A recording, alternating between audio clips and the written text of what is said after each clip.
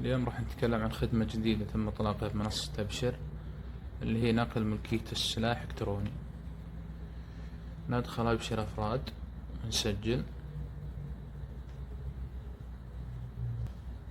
الآن دخلنا أبشر، ندخل قائمة خدماتي.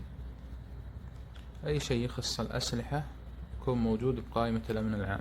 شوفوا تحت المرور مواعيد وكل ما يخص الأسلحة يكون بخانة الأمن العام.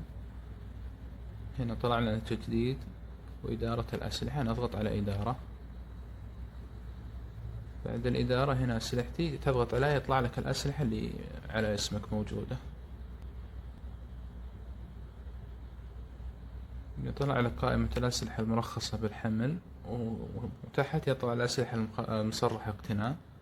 نضغط على مثلا الحمل، يطلع لنا هنا خدمات السلاح، نضغط عليها. أول خيار طلع لنا نقل ملكية السلاح، وهذه الشروط المطلوبة. أول شرط العمر فوق 22 سنة، إجراء فحص طبي بمركز معتمد ويضيفون له على اسمه. بعدها البايع يسجل السجل المدني وتاريخ الميلاد للمشتري، راح تجي رسالة على أبشر، يقبل وينتقل على اسمه. نفس إجراءات نقل السيارة ونقل الكفالة. وبالتوفيق للجميع، وإذا في أي استفسارات أو كذا اكتبوا بالتعليقات.